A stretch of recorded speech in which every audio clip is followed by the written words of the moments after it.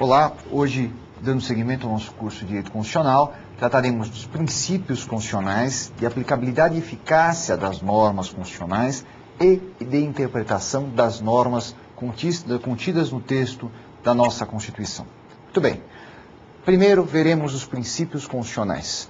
Falar em princípio não é, ressalte-se, tratar de normas superiores que se sobreporiam hierarquicamente às demais, visto que a nossa Constituição é formal, reconhecendo estarem no mesmo patamar todas as normas integrantes do seu texto, quer sejam princípios ou regras. Assim, chegamos à primeira conclusão. Todos os dispositivos insertos na Constituição são normas, visto que impõem comportamento e estão no mesmo lugar, no mesmo ápice da pirâmide de Kelsen. Em aparente contradição, porém apenas aparente, não pode haver dúvida existirem normas axiologicamente superiores às demais, isto é, mais importantes sob o aspecto valorativo. Estas são as normas principiológicas, verdadeiros alicerces do sistema, explicitando as fulcrais decisões do Constituinte. Neste ponto, para melhor clareza, tomo a liberdade de ler a feliz explicação do professor Carlos Ari Sundfeld, para quem os princípios são as ideias centrais de um sistema, ao qual dão sentido lógico, harmonioso, racional, permitindo a compreensão de seu modo de organizar-se. Tomando como exemplo de sistema certa guarnição militar composta de soldados, suboficiais e oficiais, com facilidade descobrimos a ideia geral que explica seu funcionamento. Os subordinados devem cumprir as determinações dos superiores. Sem captar essa ideia, é totalmente impossível entender o que se passa dentro da guarnição, a maneira como funciona.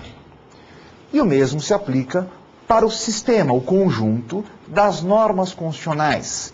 É composto por regras e princípios, e não apenas necessários para a compreensão e a intelecção do texto. Dessa forma, precisamos indagar o que diferencia os princípios das regras. Primeiramente, de forma sintética, esclarecemos serem características daqueles, e não necessariamente das regras, a generalidade, a primariedade e agregarem valores ao ordenamento jurídico constitucional. A generalidade é perceptível por não se direcionarem a dada situação concreta, diz a doutrina. Nisso, posso ouvir os comentários dos alunos. Professor, isto não é próprio de todas as normas legislativas, quer constitucionais, quer infraconstitucionais? Só me resta concordar, bem como frisar que as regras constitucionais também são gerais, porém os princípios o são em ainda maior extensão. Para melhor compreensão, é importante exemplificar. Partamos do disposto no artigo 1º, inciso 3, que diz ser princípio fundamental da República Federativa do Brasil a dignidade da pessoa humana. É generalíssimo, incidindo em milhões de situações, até mesmo hoje inimagináveis, para proteger a raça humana, quer seja brasileiro ou não, esteja aqui, na China ou no Nepal. De outro lado, pensemos no parágrafo 13 do artigo 40, ditando o regime jurídico da previdência dos seletistas para os servidores que ocupam exclusivamente cargos em comissão na administração pública. É verdade ser dotado de generalidade, porém infinitamente menor ao primeiro exemplo, visto ser regra capaz de atingir apenas a classe dos servidores públicos que contratados para cargos de confiança. Nada mais. nenhum outro brasileiro ou estrangeiro poderá ser, por ela, beneficiado ou prejudicado. O segundo fator diferenciador dos princípios é a primariedade, decorrente do fato deles terem gerado outros princípios ou mesmo regras. Foram as primeiras opções do Constituinte, funcionando como alicerce do ordenamento. A comprovação é fácil, bastando comparar o princípio da separação das funções do poder, esculpido no artigo 2º, com a regra que instituiu a autonomia administrativa e financeira do Judiciário. Se o Constituinte não houvesse adotado a teoria de Montesquieu, vinculando o Judiciário ao Executivo ou ao Legislativo, haveria razão da autonomia financeira do Judiciário? Óbvio que não, pois para nada serviria. Ao contrário, se o criou como órgão, essencial é a autonomia financeira, que nem mesmo precisaria estar expressa. Ainda, refletem valores éticos, uma doutrina ou um posicionamento político. Pensem, o Brasil é capitalista ou socialista? Responderão de pronto enquadrar-se na primeira forma de organização social e econômica. Mas como isso comprovar? Nenhuma dificuldade, bastando um olho no artigo 1º, inciso 4, que eleva os valores do trabalho e da livre iniciativa como princípios constitucionais. Ora, será que em países ditos socialistas a livre iniciativa teria importância similar? É lógico que não. E para que servem as diretrizes constitucionais? Tem dupla função: para interpretação de regras ou de princípios menores e para a integração do disposto no restante do documento. Com as explicações preambulares, passemos a descrever os princípios constitucionais do Estado brasileiro. Dessa forma, é bom esclarecer estarmos partindo da doutrina dominante, que elenca 3 ordens. Primeira, princípios fundamentais. Segunda, princípios gerais. Terceira, princípios setoriais ou especiais.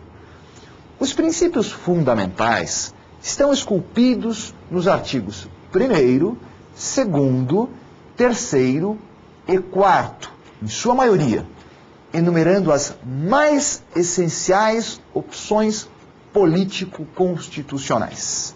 São aqueles que, dentre o universo dos vetores da Carta Magna, ocupam uma posição mais elevada, com grau de generalidade ainda maior que os demais.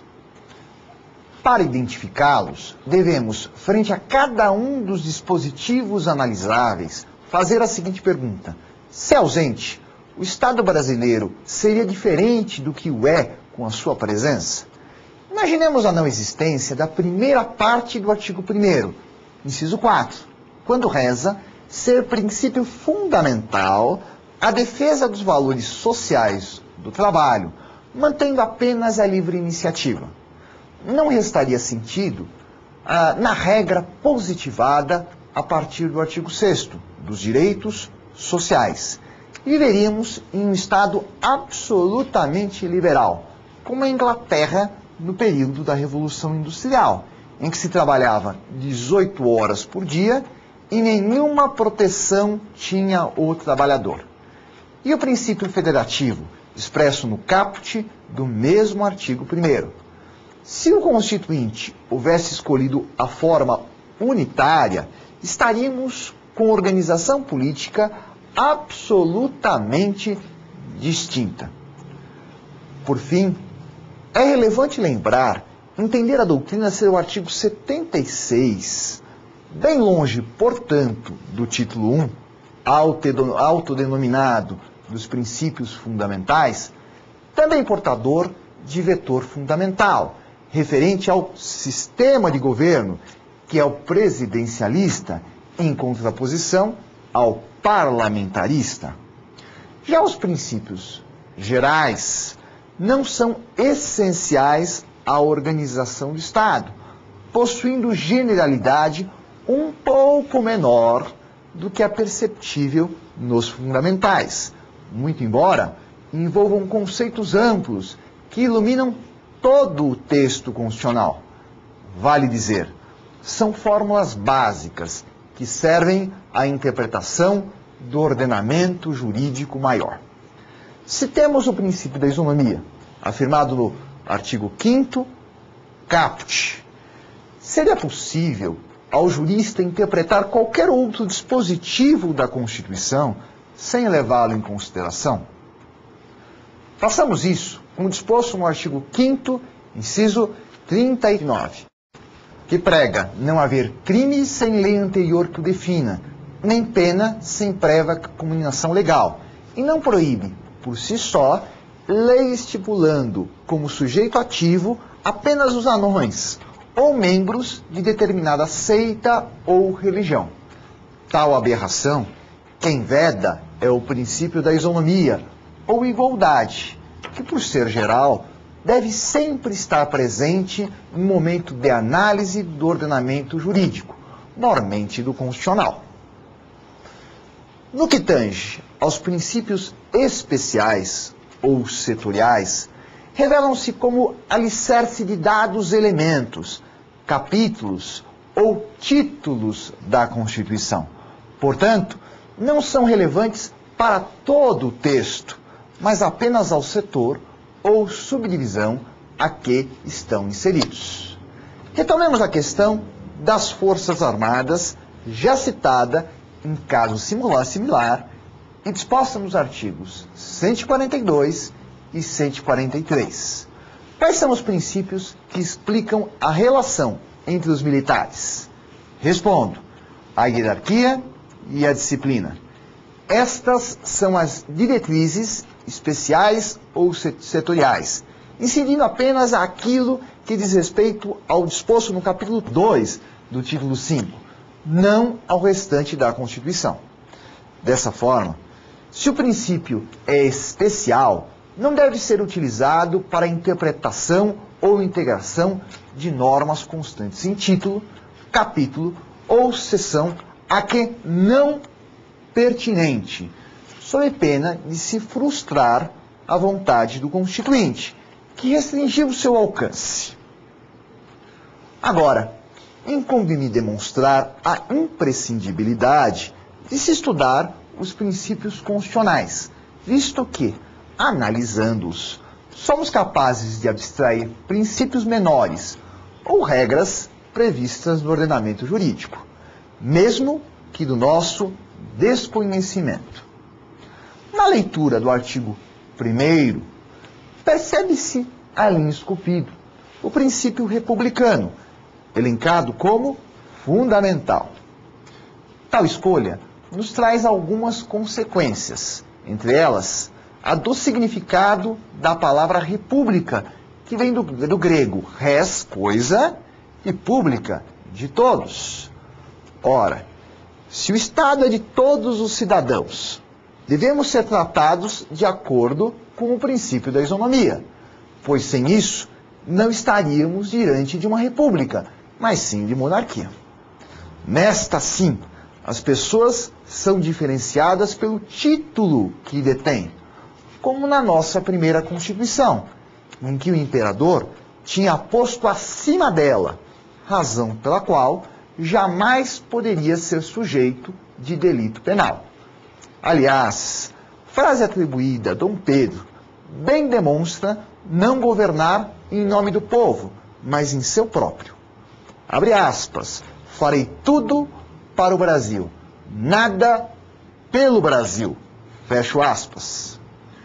Muito bem, se da República abstraímos a isonomia, que não determina o idêntico tratamento às pessoas, mas que os iguais sejam tratados igualmente e os desiguais desigualmente, será que os pequenos, melhor, as pequenas e as microempresas não devem ter legislação diferenciada em relação às demais pessoas jurídicas?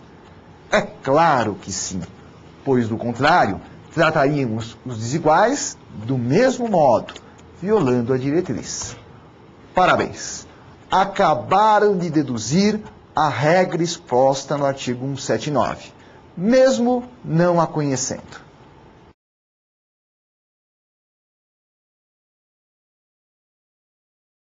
Vamos entrar agora, falar um pouquinho de aplicabilidade e eficácia das normas constitucionais.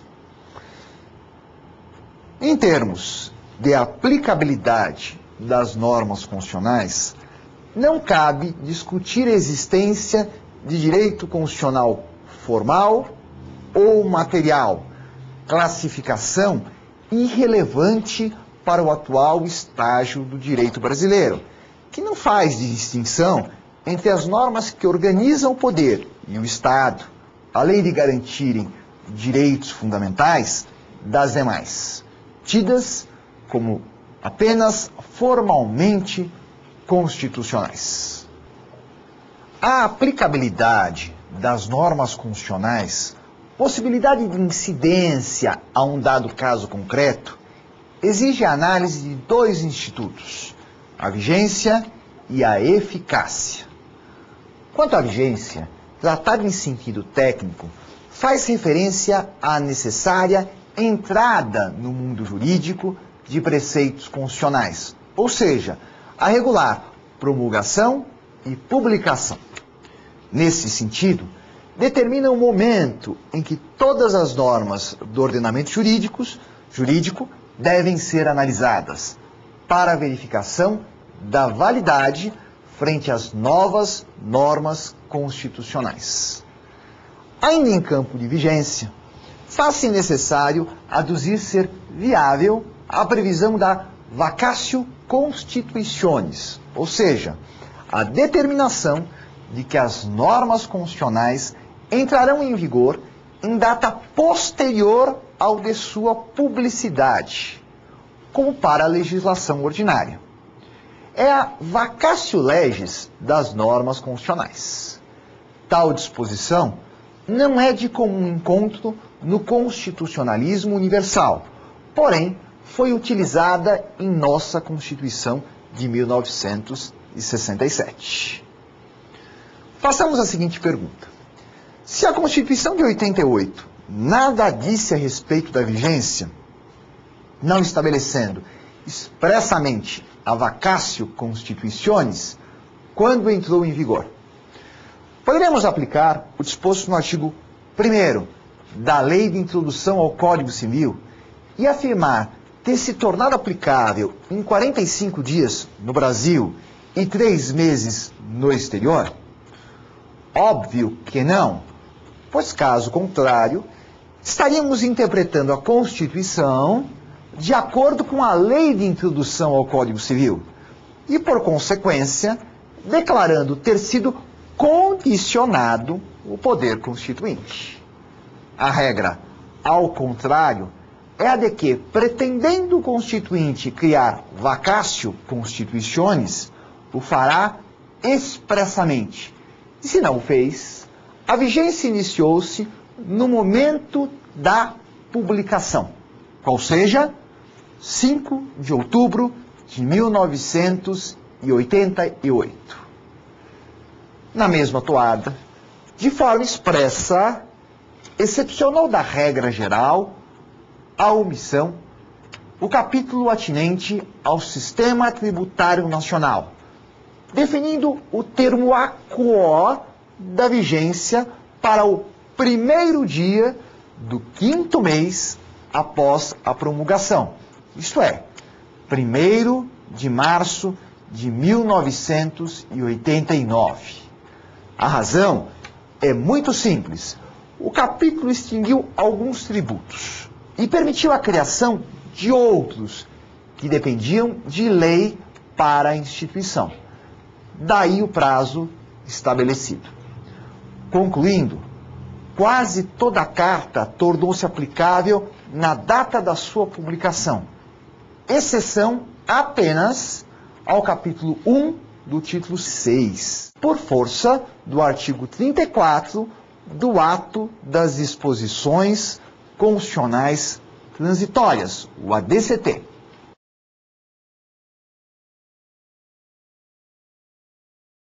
Falaremos um pouquinho agora da eficácia das normas constitucionais. Vamos sair da aplicabilidade já tratada e vamos cuidar da eficácia. Antes de mais nada, é necessário lembrar que trataremos da eficácia jurídica, não da social, também chamada de efetividade, e que consiste na concreta observância da norma no meio social que pretende regular. As normas que pegam e as normas que não pegam. Essa, a eficácia social, não interessa neste momento. Seguindo, as normas constitucionais sempre são dotadas de eficácia jurídica. Algumas de eficácia plena, outras de eficácia relativa, dependendo da legislação complementar que as integre. E tal eficácia, sempre existente, garante às normas constitucionais a natureza jurídica. Eis que, se taxarmos um dispositivo de ineficaz, estaremos afirmando a sua não obrigatoriedade. Ou melhor, tratar-se de orientação sem sanção estatal, quando muito, de uma regra moral, o que é inadmissível. Portanto, esqueçam qualquer classificação das normas constitucionais que declarem que algumas delas não têm eficácia jurídica. Neste sentido, necessário é informar que 3 são as principais classificações referentes à eficácia das normas constitucionais. Primeira, a de José Afonso da Silva. Segunda, a de Maria Helena Diniz. E terceira, a de Celso Bastos. Adotamos a primeira, já que mais conhecida e aceita, inclusive pelo Supremo Tribunal Federal. Passemos à sua descrição. José Afonso da Silva parte de uma premissa muito importante, que aproveito para repisar, qual seja, de inexistência de normas constitucionais sem o mínimo de eficácia jurídica, por menor que seja ela, propondo classificação tripartite em 3, para identificar as normas constitucionais de eficácia plena, as de eficácia limitada e as de eficácia contida.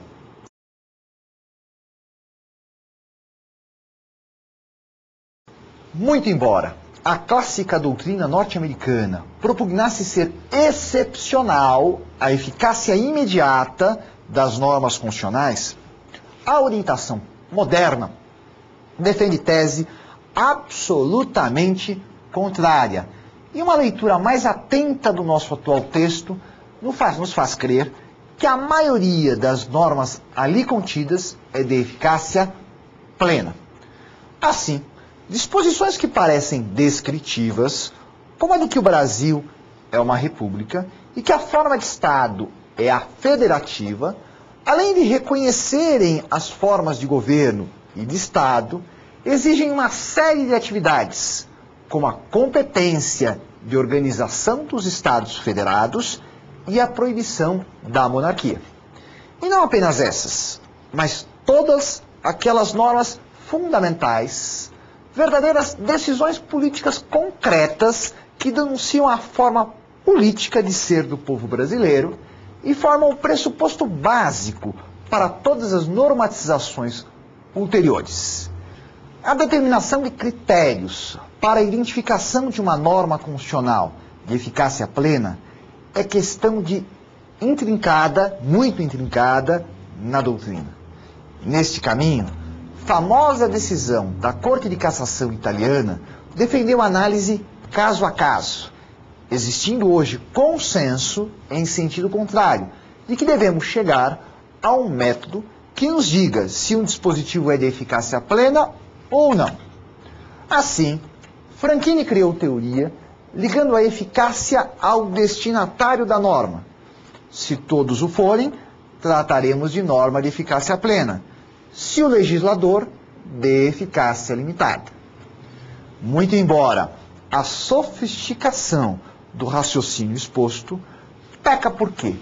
Considerado correto, as normas dirigidas a todos seriam sempre de eficácia plena. E existem normas de eficácia plena que também se direcionam ao legislador. Vide o artigo 22, que defere competência legislativa e é de eficácia plena, por estabelecer-a de imediato, sem a necessidade de complementação. Vejamos. Artigo 22. Compete privativamente à União legislar sobre 1. Direito civil, comercial, penal, processual, eleitoral, agrário, aeronáutico, espacial e do trabalho. Em outro ângulo, sendo as normas constitucionais particularmente destinadas a estruturar o Estado e os órgãos de poder, lícito é afirmar que, sendo o legislativo um desses órgãos, todas, de certo modo, o têm como destinatário.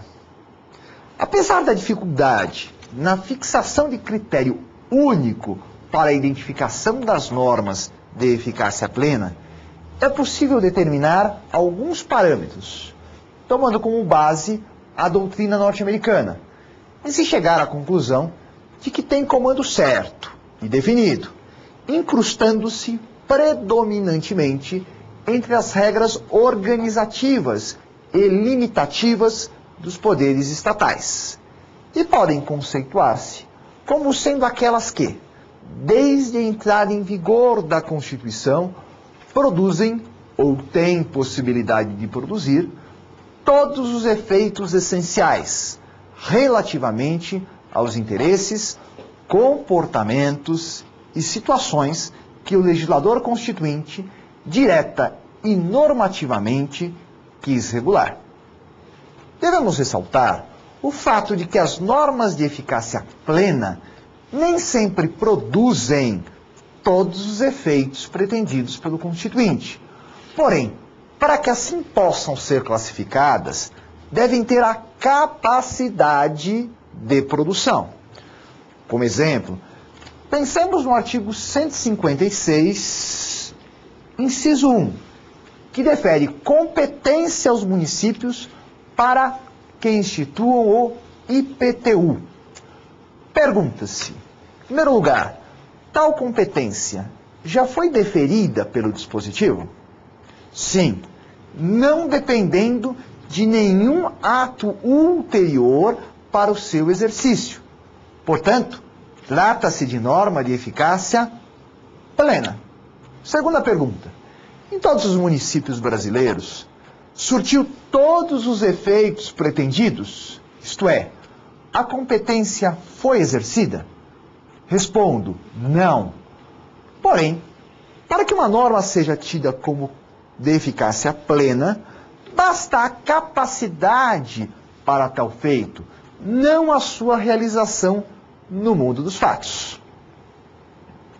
Em suma, são de eficácia plena as normas constitucionais que a.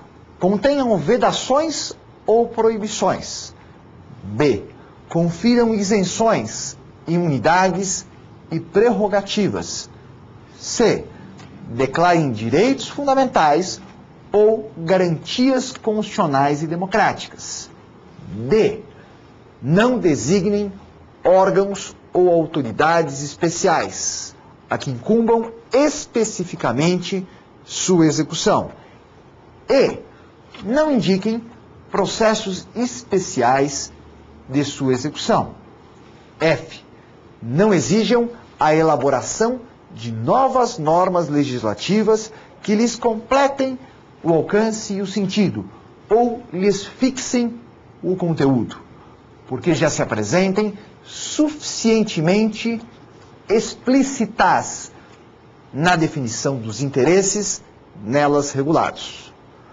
Por último, quanto às normas definidoras de direitos e garantias fundamentais, devemos atentar para o disposto no parágrafo 1º do artigo 5º, assim redigido.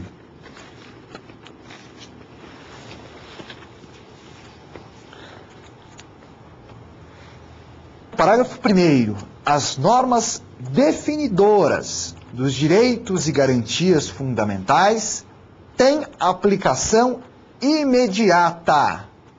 Ora, não confundam. Como já falamos, aplicabilidade é sinônimo de vigência, não de eficácia jurídica. E mesmo que o fosse, veremos a existência de proposições acerca de direitos e de garantias fundamentais que não têm eficácia plena.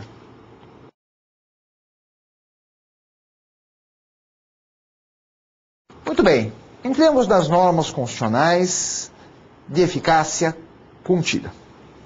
José Afonso da Silva diz que alguns autores ou não utilizam esta classificação, realizando a divisão bipartite, ou classificam as normas de eficácia contida como de legislação, o que demonstra grande equívoco, eis que não dependem da atividade infraconstitucional para a eficácia, mas sim a permite, com intuito restritivo, e na sua inexistência, a norma terá eficácia total.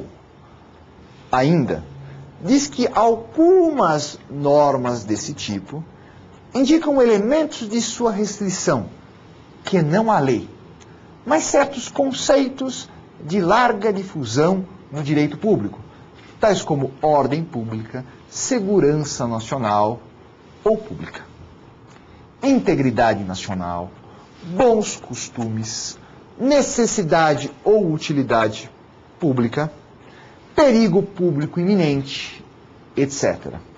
São normas muito parecidas com as de eficácia plena, visto não precisarem de legislação inferior, podendo ser restringidas ou pela atividade legislativa ou pela ocorrência das circunstâncias previstas. Imaginemos dois exemplos. Um, em que a restrição se dá pela existência da lei, e outra pelo preenchimento de determinados conceitos restritivos. Primeiro exemplo, o artigo 5º, inciso 13.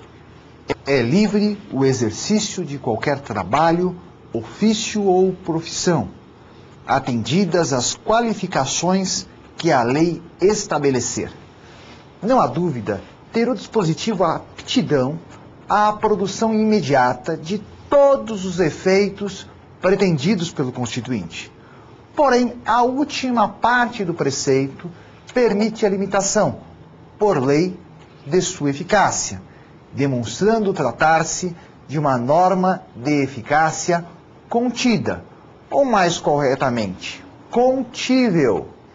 E esse papel restritivo foi realizado pela Lei 8.906 de 94, dentre outras, que, criando o Estatuto da Ordem dos Advogados do Brasil, permitiu o exercício da advocacia ao bacharel formado em estabelecimento de ensino autorizado pelo MEC, após a aprovação em exame de qualificação e inscrição na entidade regional. Ora, o que fez a lei em comento foi, com a autorização, reduzir a eficácia do texto constitucional. Segundo exemplo, o artigo 17. É livre a criação, fusão, incorporação e extinção de partidos políticos, resguardadas a soberania e o regime democrático, o pluripartidarismo, os direitos fundamentais da pessoa humana e observados os seguintes preceitos. Tal artigo prevê a livre existência de partidos políticos, mas restringe o direito se atentar contra a soberania nacional, o regime democrático, o pluripartidarismo e os direitos fundamentais da pessoa humana, configurando norma de eficácia contida ou contível. Examinando, seria permitido partido com finalidade de abolir as eleições ou o direito à vida, ou ainda o que visasse a anexação do território nacional aos Estados Unidos da América? São negativas ambas as respostas, pela restrição contida no próprio preceito.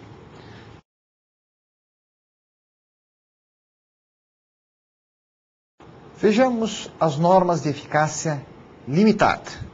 José Afonso da Silva, por questão terminológica, prefere dizer que são normas constitucionais de princípio, aquelas que dependem de outras providências normativas para que possam surtir os efeitos essenciais colimados pelo legislador constituinte.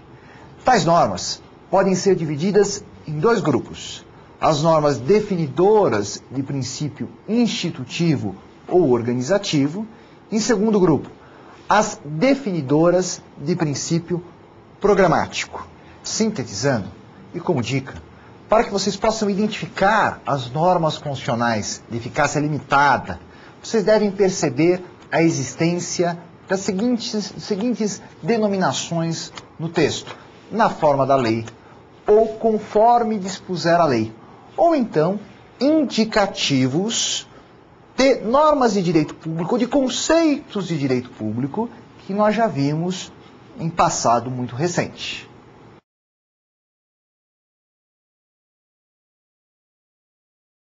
Agora veremos as normas constitucionais de eficácia limitada, de princípio institutivo, uma espécie das normas constitucionais de eficácia limitada.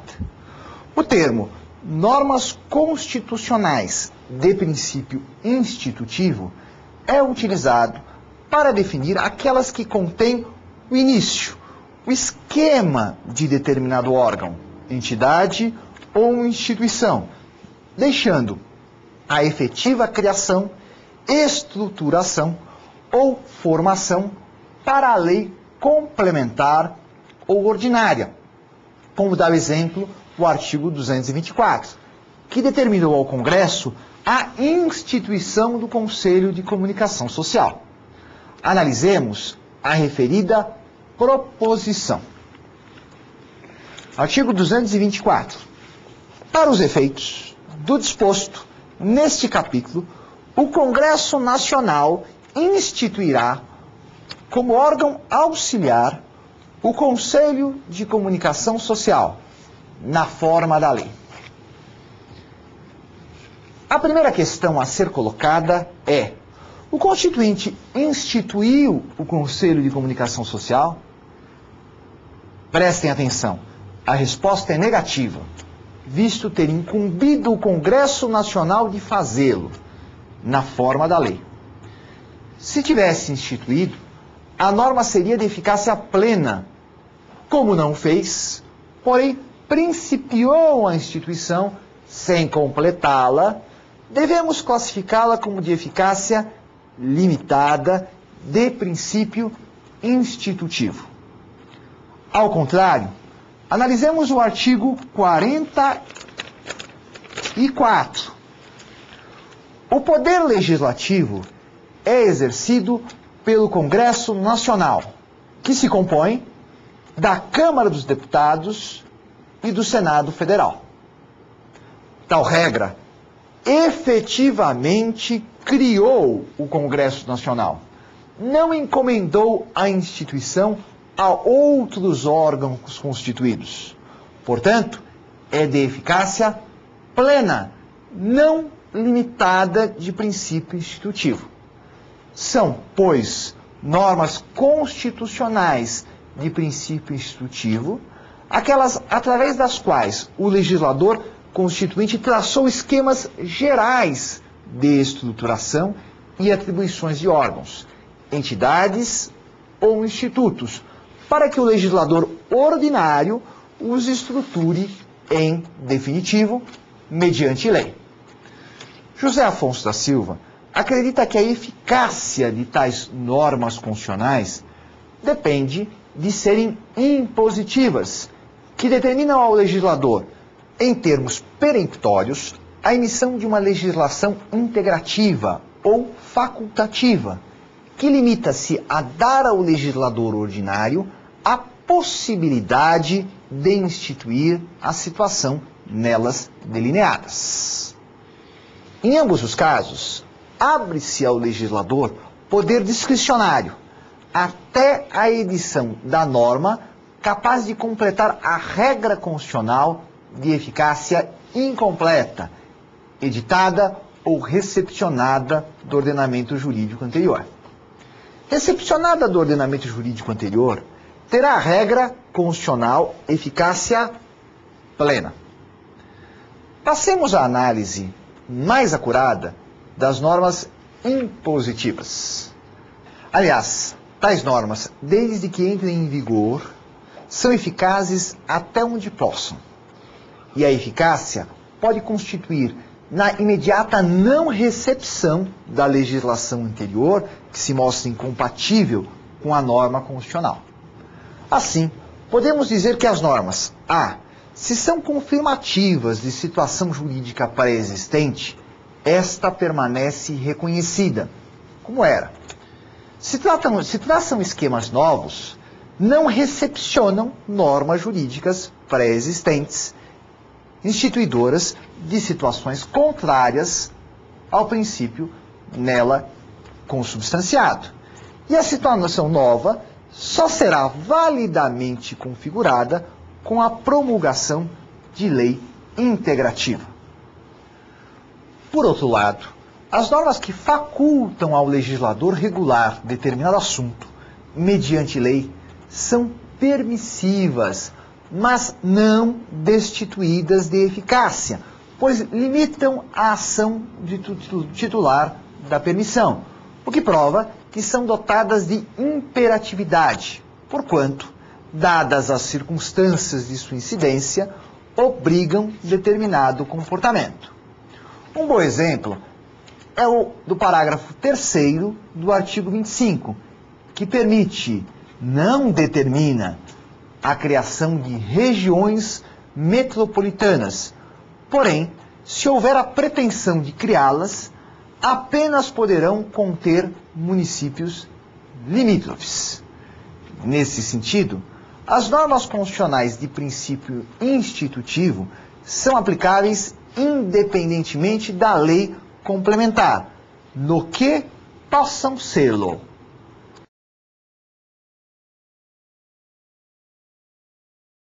Vejamos a segunda espécie das normas constitucionais de eficácia limitada, as chamadas normas constitucionais de eficácia limitada de princípio programático.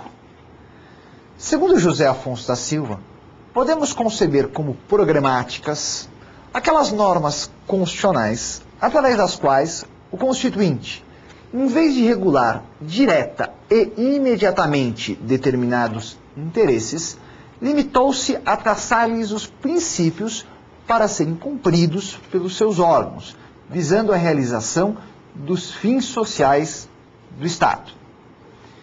Entende que a norma programática é fruto do embate entre o intervencionismo e o liberalismo e pode ser dividida em a. As que mencionam norma futura para a atuação positiva, b. As que nada indicam. As primeiras vinculam apenas o legislador e as demais todos os órgãos públicos ou toda a sociedade, como se percebe no capítulo da ordem econômica e social. As normas programáticas, como normas jurídicas, devem ser sempre observadas nos limites de sua eficácia por todos.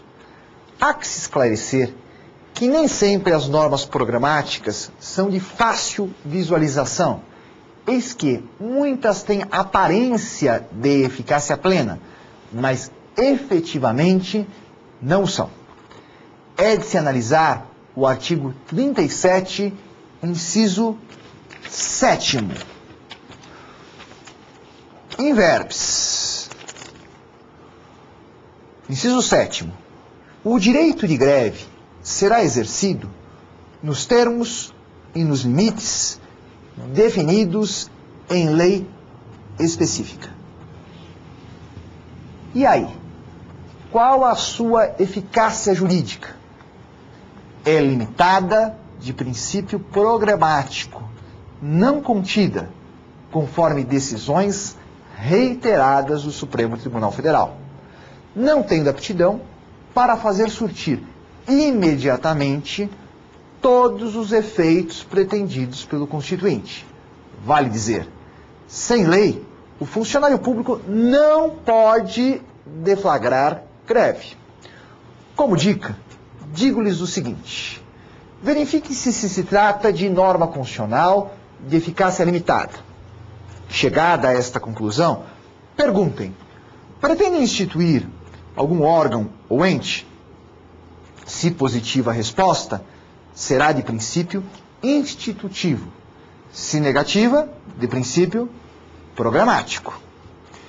De outro lado, a doutrina atual não aceita a negativa de juridicidade de normas constitucionais, acentuando a relevância das programáticas para se determinar o rumo a ser seguido. E, se não conseguem constranger juridicamente o legislador a seguir aquela via, o compele, quando nada, a não seguir outra via. Mas há normas constitucionais que indicam certos critérios ao legislador. Como se percebe no artigo 196, princípio programático, sim, mas que determina claramente a postura do Estado em relação à prevenção de doenças. Artigo 196, in verbis. A saúde é direito de todos e dever do Estado, garantida mediante políticas sociais e econômicas que visem a redução do risco de doença e de outros agravos e ao acesso universal e igualitário às ações e serviços para sua promoção, proteção e recuperação. Portanto, repito, não há norma na Constituição que não tenha um mínimo de eficácia. O que varia é apenas o grau dessa eficácia jurídica.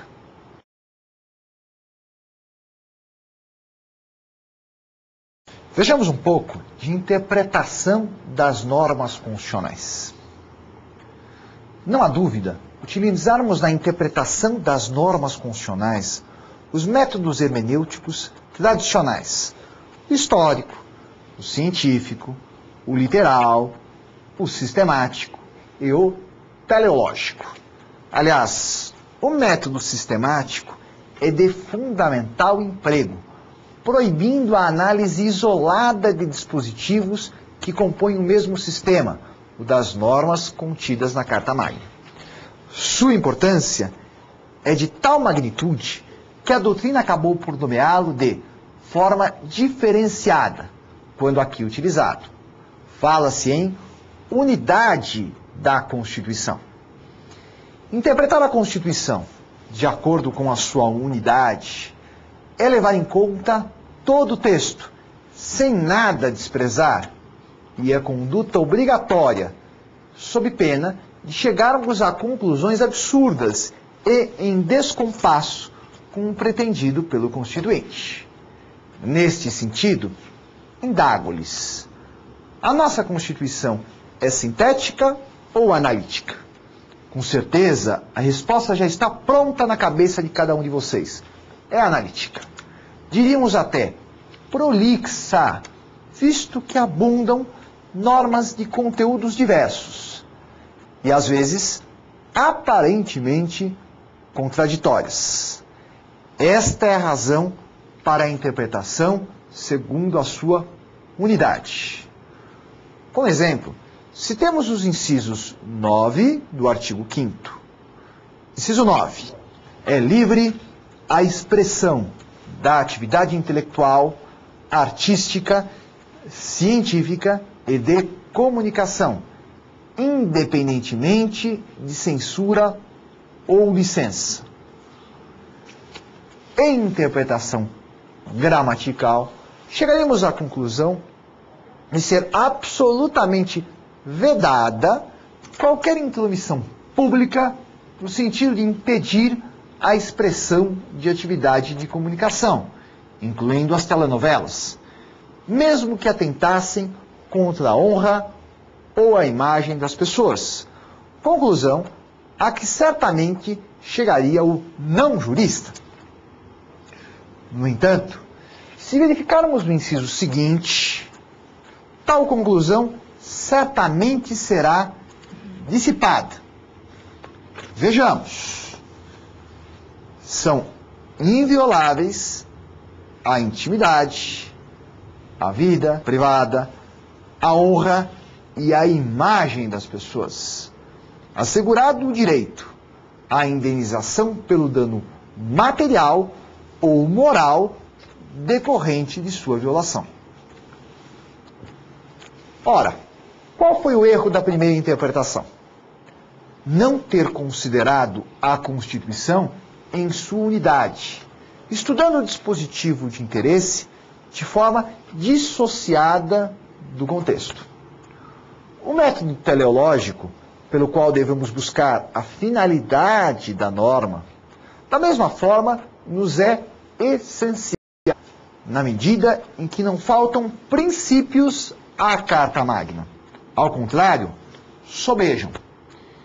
Estes, como visto, são extremamente abstratos, visando iluminar todo, ou ao menos grande parte do ordenamento jurídico. Pensemos no artigo 1º, inciso 3, que declara ser fundamento da República Federativa do Brasil a dignidade da pessoa humana. Qual o sentido de dignidade que deve por todos ser buscado? Será o mesmo do século XVIII? E o que encontraremos no final do século XXI? Certamente não, decorrendo a necessidade de, no momento histórico vivido, buscarmos a finalidade de cada um dos itens constantes no texto.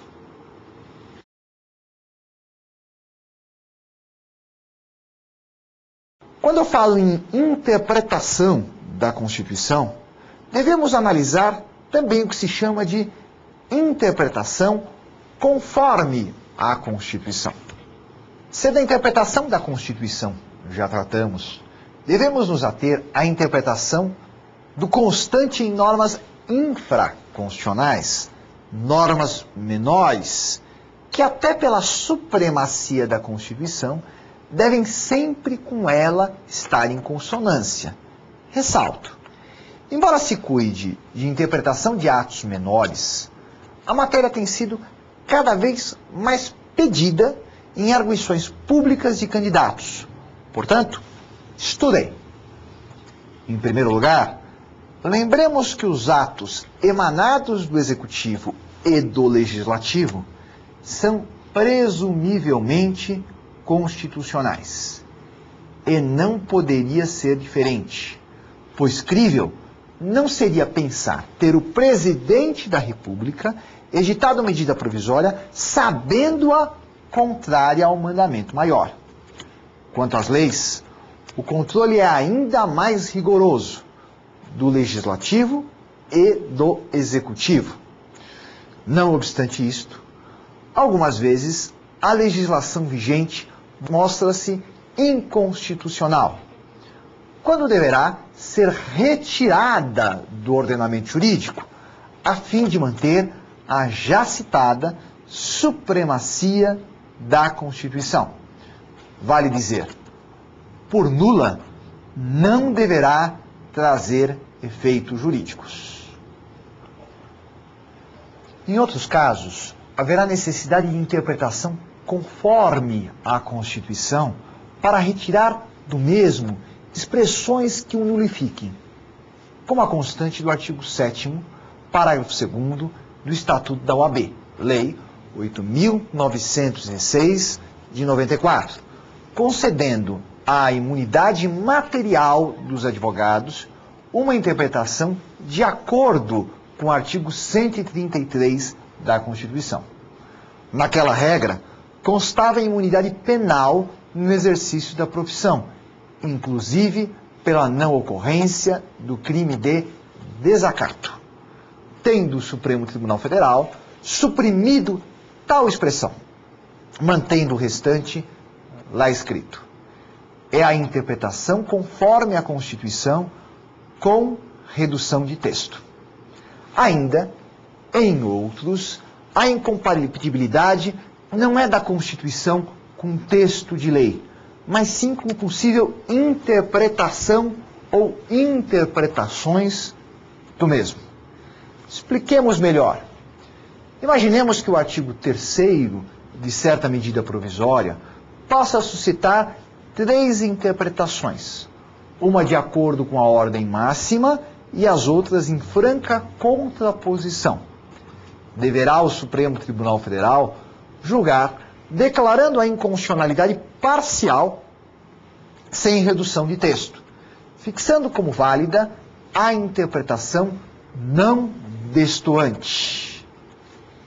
Em caso prático, a Corte Suprema assim agiu em relação à Lei 10.098 do Rio Grande do Sul, afirmando, sem os parágrafos 3º e 4º constitucionais, se e somente se a intelecção concluísse pela não incidência aos seletistas e aos que não se submeteram a concurso público. Os dispositivos em comento, frise-se, garantiam a estabilidade ao servidor público após decorrido o prazo de estágio probatório. Ora, tal intelecção só foi permitida em virtude de existir mais de uma interpretação possível ao termo servidor público, que é utilizado tanto para designar o funcionário público aprovado em concurso e titular de cargo efetivo, quanto o grupo de todos os que exercem atividade laboral para a administração pública. Se 2 interpretações não existissem, não poderia o Supremo utilizar-se da técnica da interpretação conforme, pois estaria funcionando como legislador positivo, atividade que lhe é vedada pelo princípio da separação das funções do poder. É isso aí. Dado o adiantar da hora, encerramos por aqui, informando que nossa próxima aula, falaremos um pouco sobre direitos e garantias fundamentais. Até logo.